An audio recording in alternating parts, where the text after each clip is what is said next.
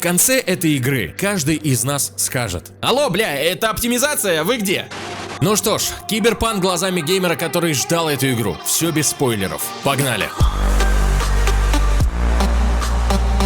Естественно, прежде всего я хочу выразить огромную благодарность этим замечательным ребятам, которые поддерживают меня на ютубе. Передаю вам пламенный привет и спасибо. Хочешь сюда? Переходи по второй ссылке в описании.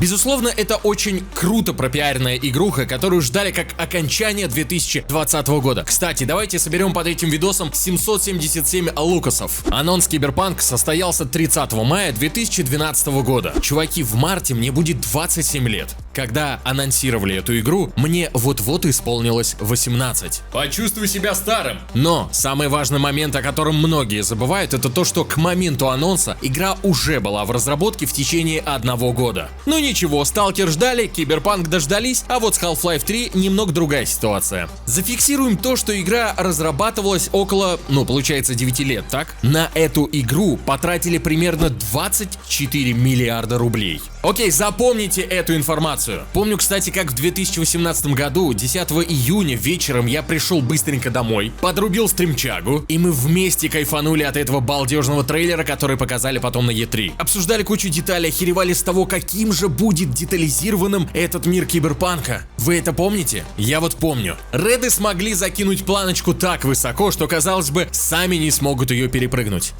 Перепрыгнули. Ладно, давайте по полочкам. Я начал проходить ее на Твиче уже 10 декабря. Пока что наиграл в сумме 26 часов, но я уже не могу тянуть и сел записывать этот видос. Мне хочется поделиться своим мнением об этой игре. Хочу поделиться впечатлениями, а они у меня есть. Я не буду игру делить на плюсы и минусы, потому что эмоции настолько переполняют край, что я буду говорить все и сразу. Начнем, пожалуй, с мира. Он настолько детально проработан, что кажется гигантским даже при, казалось бы, таких не совсем больших размерах. Многоуровневость, кстати, тоже имеет в этом весомый вклад. Чего только стоит внешнее освещение, отражение, количество людей со своей жизнью, но, сука, с одной и той же репликой, в какой бы момент ты к ним не подошел. На самом деле, это просто один бесконечный оргазм для глаз. А если еще и в 4К? А если еще и с RTX? А если еще и с DLSS? Боже мой, это просто мана небесная. Желаю, кстати, всем вам в новом году почувствовать, каково это на своем собственном железе. Так вот, картинка, конечно же, прекрасная, великолепная, но как же, сука, реды обосрались. Вот знаете, прям с подливкой перданули. У меня просто нет других аналогий. Вы помните, сколько раз они переносили игру? 3 раза? То есть вы хотите сказать, что на момент 16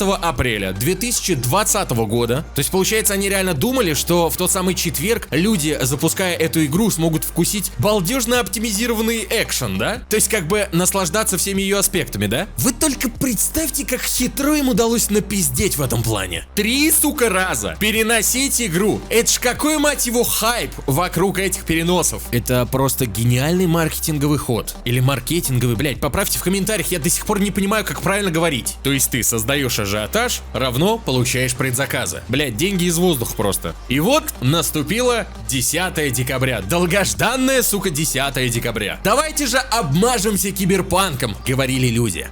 Ну, давайте. In 2077, they voted my city the worst place to live in America. Main issues: sky-high rate of violence, and more people living below the poverty line than anywhere else.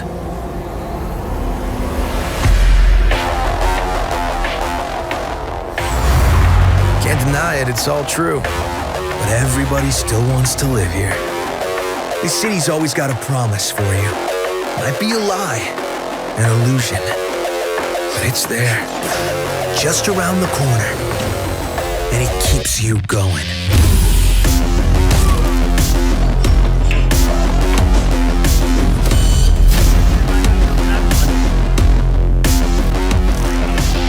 На дворе 2021 век, и у меня до сих пор 1080, 68 00K, и я, кстати, готов сделать охуенную рекламу за бартер, поэтому пишите, не стесняйтесь. Мой ПК еле вывозит средние настройки графики на 50-60 кадров в секунду. Срань и еще раз срань. Сказать, что игра оптимизирована, это не то, чтобы вообще ничего не сказать. Это, блять, даже слов таких в природе не существует. Безусловно, многие скажут: Серега, да ты ебаный нытик, уже все давно сидят сидят на RTX и играют в 4К. Я, конечно, утрирую, но вы имеете право на подобные высказывания. Но вот реды не имеют. Можно, конечно, прикрутить тот факт, что игра стоит на, скажем, стыке двух эпох, ну, в плане железа, и скорее всего все именно так. Но это игра для масс-маркета, окей? Масс-маркет. Масс-маркет это вообще все. Геймеры, блять, на планете. Окей? Игра для Next Gen во всех ее смыслах. Для железа, которое есть сейчас не у всех, а если есть и бабки, то достать в принципе проблемно. Спасибо курсу рубля и перекупщикам. Лайк, пацаны. С одной стороны, эта игруха будет продаваться еще лет 5, наверное, с такими гигантскими показателями, о которых нам вообще даже не снилось. И вот тогда, в 2025 году, эта игра будет летать на всех ваших калькуляторах, потому что к тому времени ваши текущие новые компы будут куском говна. Вот вам небольшой спойлер. Бля, я же говорил, что видос без спойлеров. Простите, я случайно, это был первый и последний. С таким заделом на будущее они, конечно же, не прогадали. Но как же мы здесь и сейчас, в 2020 году? А? Алло, бля, это оптимизация? Вы где? А где ваши акции, которые не падают на 40% после релиза? А где ваш сооснователь, который за несколько дней до релиза игры не продает все свои акции? А вот это, ну, типа, это, блядь, вообще максимальный кек. Да, тут без зазрения совести можно сказать, что это самая хуевая оптимизация из всех, что я когда-либо видел. Ну, Watch Dogs Legion что-то где-то около. Но напоминаю, 9 лет и 24 миллиарда рублей. Давайте так, чтобы вам было чуть проще понимать масштабы вообще всех этих цифр, я скажу следующее. 24 миллиарда рублей — это в переводе на квартиры 4000 трехкомнатных квартир в охуенно красивом жилищном комплексе Маршалград бизнес-класса. Вот, а кстати, во всем жилищном комплексе всего 1500 квартир. То есть это, блять, как 2 жилых комплекса. Охуеть. Просто. Да, блядь, 9 лет разработки, Карл, это пизда. Мам, это пиздец. У меня, блядь, жопа горит. Она уже горит на такой стадии, что и не видно огонь. Она все, она тлеет. Типа, там пепел. Просто. Зато какой глубокий сюжет. Такой, блядь, шикарный мир. А персонажи? Да тут вообще каждый из сюжетных и сайд-квестовых персонажей имеет вообще свой внутренний мир. Свое поведение, свою харизму, что ли. Свою историю. И их приятно слушать. И хочется слушать бесконечно. Хочется проникаться тем, что у них происходит. Вообще, кстати, это для меня первая игра, в которой хочется узнать, ну, вообще все. Вот просто все. Вот все, что ты видишь, хочется потрогать, хочется разглядеть, хочется услышать все детали. Знаешь, был даже момент на стримах, когда я просто шел по улице и охеревал от того, что я вижу. Все эти детали, блядь, даже на мусор смотреть приятно. Вот вы вообще когда-нибудь задумывались о том, каким образом люди могут дойти до состояния создания мира киберпанка, где вокруг будут роботы, механизмы, искусственный интеллект, куча систем, работающих куда лучше человека, и какие-то другие киберштуки? Конечно же, тут очевидно безумных людей не обойтись. Вообще все великие штуки на планете создаются кем правильно? Людьми. Да, иногда и за 9 лет, и за 24 миллиарда. Окей, возьмем того же Виктора из Киберпанк, я сейчас про Рипера. Чел дохерища времени занимается вживлением имплантов в тело человека. Глазные роговицы, которые позволяют создать какую-то дополненную реальность прямо в твоем зрении и видеть то, что не видят другие. Вы думаете, что достаточно быть просто охуенным хирургом для этого? Окей, а чё насчет Джуди Альварес? Вы думаете, чтобы попасть в брейнданс, достаточно воткнуть флешку себе в шею? Да там вообще, мать его, весь мир оцифрован и перенесен в программный код. Я, кстати, уже давным-давно говорил и буду говорить, что будущее, оно в принципе за программистами. Понимаешь, это те люди, которые могут воплотить в реальность все то, что другим в принципе не под силу из-за отсутствия тех же знаний. Ты только представь, тебе приходит в голову какая-то крутая идея, ты тут же пишешь код и вуаля, все работает, все готово. Можешь продать, можешь заработать. Это хорошие бабки и постоянный буст своих знаний. Чуваки, может, ну его, может, рванем в какую-нибудь, я не знаю, там, HTML академию. У них там, кстати, тренажеры всякие, где можно и про CSS, и про JavaScript, и про PHP, и даже про HTML, да вообще про все. И раз уж об этом заговорили, у них там по случаю киберпанка ништяков привалило забей. Особенно в виде квеста HTML Punk. И это все бесплатно. Вы же любите халяву, вот вам царский подгон. Это все в формате игры и с ачивками, все прям как в Стиме. Поэтому всем ценителям киберпанка рекомендацион. Так вот, после этого станем хорошими фронт и бэк разработчиками. Создадим свой киберпанк с шельмами. Так ведь эта организация там называется? Организация, блин, нормас я их назвал, конечно. Неплохой комплимент отсыпал шлюхам. Не, ну, кстати говоря, шутки шутками. Но если вам реально это интересно, то я черкану ссылочку в описании под видос. Можете пройти, глянуть. Уж где-где, но в области веб-разработки у них настолько гигантская экспертиза, забей отвал башки. А потом, короче, прикинь, лет через 5 создашь свою собственную игруху с бюджетом в 24 миллиарда рублей и оставишь мне там пасхалку. Кстати, насчет пасхалок. Боже мой, это, наверное, самая любимая часть любых игр. Вот серьезно. Когда ты случайно или ненамеренно натыкаешься на какой-то ништяк, отсылка к какой-то другой игре, к какому-то фильму, к какой-то личности, еще к чему-то. Сам лично, кстати, натыкался на несколько. Это была таксишка с Деламейном, с голосом Гладоса из Портала. Это был Кадзима в баре. И я видел надпись на стене «Цой жив». В целом их там много. И к Half-Life 3, и к GTA San Andreas, и к каким-то фильмам, и интернет-личностям, и просто личностям. Можете сами погуглить. Но эти ощущения, которые ты получаешь, когда впервые натыкаешься на эту пасхалку и понимаешь, что это пасхалка, это не передать словами. Это круто. Да, ты меня нашел. Поздравляю. Вы поняли? Типа, вы вдупляете, что это чат? По шкале от 1 до 6.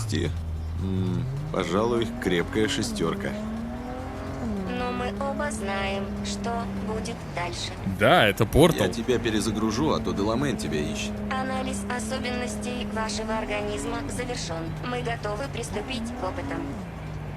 Я Прикол. все-таки советую решить этот вопрос по-хорошему. Даже фразы. Я приготовила тебе сюрприз после этого испытания. Не могу сказать заранее, чтобы не испортить сюрприз, но намекну. Бля, прикольно. Я тебя убью, а торт, кстати, уже съели. Но возвращаясь к персонажам, один только Джонни Сильверхенд чего стоит. С его желанием послать нахуй любого встречного. Это прям шикарный мув в сторону дополнения сюжета и в целом впечатления об игре. И тут оказалось, что ты умеешь только красть у мусорщиков. Ты конченый мудила. А ты тупой хуй. Как знать, может, мы все-таки подружимся. Это можно просто на случай важных переговоров оставлять. Знаешь, вообще сайд-квесты можно выделить под отдельную категорию впечатлений об игре, потому что они реально не менее интересны, чем основной сюжет. Здесь, кстати, тоже присутствует вариативность. Хз, влияет ли это как-то на общий сюжет в целом? Ну, типа, если ты начал проходить какой-то доп-квест и в диалогах ответил как-то не так, все, бац, все меняется, начинается какой-то файт, и вообще все в целом идет по другой линии. А потом ты такой, типа, блять, а чё я играл в стелсе до этого тогда? Ради вот этого вот экшона и мяса? Стрелять в этой игре одно удовольствие. Но все это и круто. Потому что становишься как-то внимательнее относиться к тому, что говорят, как говорят, о чем говорят, к деталям выбора в диалогах. Господи, здесь диалогов на миллиарды часов, на миллиарды строк. Серьезно, лично я при прохождении игры тыкаю сначала все голубенькие варианты, а потом уже нажимаю желтый. Понимаешь, мне интересно послушать, о чем они говорят. Их интересно слушать. Если в каком-то Ведьмаке, ну, типа, не хочу никого обидеть, но там слушать эти диалоги, это все как-то монотонно и скучно было. Но здесь совершенно другие впечатления. Я, конечно, понимаю, что русский перевод в формате «сука, бля, нахуй, того рот ебал». Бывают места, когда это уместно, если говорить про Джонни Сильверхенда, что не сказать про главного героя и всех остальных, блядь, персонажей в этой игре. Но, справедливости ради, замечу, что мата в игре настолько много, что порой блевать, блядь, хочется. Вот, ну типа... Так или иначе, я советую проходить все сайд-квесты. Вот все, блядь, все, что видишь на радаре, вопросики, блядь, запятые, точки, вообще все, блядь, что видишь, проходи. Тебе не будет скучно. Ну, папаша, что скажешь? Еще хоть одно слово? А ты не лезь, я тебя не знаю. Я тебя тоже. А это значит, нихуя ты тут не стоишь и нихуя не можешь. Мне кажется, это вообще та игра, которая не терпит спидрана в свою сторону. А зачем? Здесь настолько охуенный мир. Его хочется изучать досконально, вообще все изучать. Поэтому лучше медленно, но с огромным интересом. Хз, я за 26 часов не могу сказать, что она меня прям заебала, хоть я и играл, скажем, с перерывом в несколько дней. Я не устал. И эта игра магнитит к себе. Это та игра, где, типа, еще 5 минут превращается примерно в час. Хотя, о чем это я? У нас, блядь, в каждой игре еще 5 минут превращается в час. Особенно если с пацанами в ДД. Кстати, жду вас в своем дискорде. Ссылочка в первом комментарии под видосом. Кстати, ассортимент заданий в этой игре громадный. Тут, мне кажется, одно доп. Задание прилетает прям за другим. Кроме дефолтной сюжетной линии, здесь есть еще список доп-квестов, каких-то заказов с покупкой тачкой. Лол, типа чё? Зачем вообще покупать 100-500 машин, если можно их просто угнать? А вот, кстати, некоторые из них угнать ты не сможешь. Знаешь из-за чего? Из-за отсутствия скиллов. А скиллов здесь тоже ебейшее количество. Каждый пункт какого-то скилла включает в себя подпункт другого скилла. И каждый этот подпункт можно прокачать очком. Вот у тебя, если есть очко, ты можешь им прокачать свой скилл. Какая-то центрифуга очков в твоей природе, блять, получается. Естественно, из-за такого обилия скиллов твой персонаж может быть максимально разнообразным. Либо еблоломом, либо взломщиком жопы. Ну тут как бы от стиля игры зависит. Мой где-то посередине. Интерфейс настолько большой, что с первого раза ты типа... чё, куда, блять, навести мышку? Но в целом быстро привыкаешь. Жаль, конечно, что нельзя кастомизировать своего персонажа после его создания, да? Да? Это, блять, очень странно. Это очень странно дать настолько огромный, сука, функционал в начале игры ради, блять, 5 или 10 минут на настройку перса и все. И больше нигде его никак не использовать. Блять, один только этот инструмент тратит гигантское время разработчиков на его реализацию. Чтобы что? Правильно. Один раз в игре, блядь, вначале показать, а потом хуй забить. То есть в этой игре нет парикмахерских, в этой игре нет тату-салонов. Здесь есть только чуваки, которые тебе импланты вживляют, и то это не выглядит как анимация какая-то или еще что-то. Ты просто, блядь, тыкаешь что-то, выбираешь в магазине яблоки, и тебе вставляют это в тело. Типа, а чё, если я хочу начать игру за мужика, а закончить, например, за женщину? С голосом мужиком и с писькой между ног. А? Это было бы максимально круто. Все-таки в 2020 году живем, стандартов-то ебанешься сколько. Но, возможно, в будущих обновлениях это и завезут, хз, посмотрим. Что касается кастомизации машин. Она здесь настолько гигантская, что ее просто невозможно заметить невооруженным глазом. И вообще, в принципе, ее тут невозможно заметить. Ее здесь нет. И это максимально грустно. Иметь такой красивый, такой, сука, шикарный мир, такое обилие машин, и нет возможности вхерачить на них спойлер, прикрутить неон, зато, блядь, 9 лет разработки и 24 миллиарда рублей. Я как будто про какую-то страну рассказываю, да, типа. Кстати говоря, про тачки, про их управление. Вот вроде бы здесь и открытый мир, но из всех подобных открытых миров, открытых миров, ебать, я открыватель миров. Нормальное управление тачек можно выделить, наверное, только у Rockstar. Вот ни Watch Dogs, ни Cyberpunk, ну вот не могут. Чувствуется, бля, какая-то дубовость в управлении, как будто ты, бля, управляешь какой-то неповоротливой хренотой. Ты не получаешь кайф от катания по городу. И вот, в принципе, из таких мелочей и строится общее впечатление об этой игре. Общее первое впечатление об этой игре. Кстати говоря, о первом впечатлении об этой игре на чем правильно? На консолях. Добрались, бля, до самого вкусного, до самого сладенького, до самого такого приторного. Это графон в PlayStation 4 и Xbox. Ну, типа, прикиньте, какое шикарное впечатление у них, когда заплатили X2 цену за игру относительно ПКшников. Боже упаси, это та еще блевотня. У меня есть игра на PS4 Pro, и знаете, что я вам скажу? Эта игра ебала в рот мою PS4 Pro. 25-30 кадров, это, в принципе, все, что она может. Иногда даже с просадками до 19. Это вот, ну прям, ну чувствуете, да, вот это вот вкус говна. Качество картинки, конечно, на уровне Full HD, но вот такое количество FPS — это плевок в лицо. Чтобы вы понимали, мне стало неприятно еще на стартовой локации, где я начинал за кочевников в пустыне. То есть на ПК я играю за Дитя улиц. А дальше блокпоста с Джеки я вообще в принципе не поехал. Ну это прям максимально неприятно. Эх. А я такой думал, сейчас лягу на кроватку, запущу PS-очку, врублю Киберпанк и буду чилить. Заебись почилил. Спасибо, оставил это до лучших времен, либо до PS5. Кстати, как там дела на PS4 и Xbox One? Я даже представить боюсь. 720p и 20 кадров в лучшем случае. Это, наверное, ваш потолок, да? Ребята, зачем платить кучу бабок за это говно? Все, ваше железо не тянет этого и не потянет. Простите за второй спойлер, да. Пора обновляться, но не торопитесь покупать PS5 и Xbox Sex, или как его там называют. Подождите где-то полгода, там игрушек прибавится и цены немного упадут. Вообще эта игруха не для прошлого поколения консолей. Как я уже говорил, only next gen. Only крутое железо. Не тратьте бабки на игру. Подождите кучу глобальных обновлений и уже потом решайте, стоит тратить или не стоит. Черканите вообще в комментариях ваши впечатления об этой игрухе. Очень хочется почитать, что вы думаете обо всем. О переносах, о удачном релизе, о геймплее. Что вам понравилось, что вам не понравилось. Вообще все черканите, очень хочу почитать. Это ж игра, которую ждал не только я, но и ты тоже. Вот странная херня, вроде технически это прям провал провалов. Но и тут же понимаешь, что у игры огромный потенциал. То есть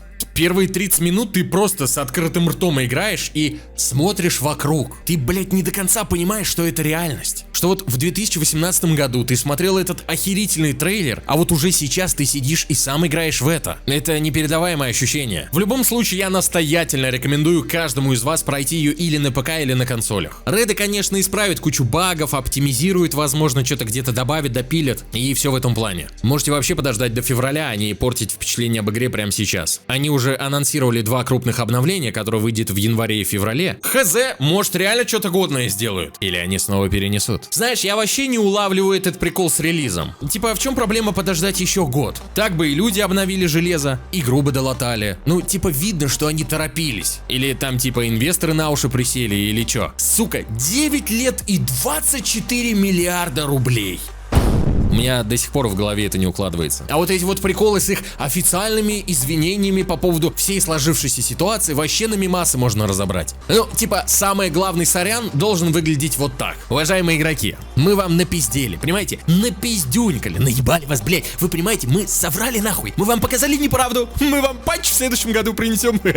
Искренне ваш. Марчин Новинский, Адам Качинский и Тудынский. Игроки на слабом ПК тоже пососите. Поэтому, как говорится, лучше один раз доделать, чем 100 раз патчить. Но знаешь, так или иначе, давайте будем честными. В конце этой игры каждый из нас скажет: эх, вот стереть бы себе память и пройти этот шедевр как в первый раз.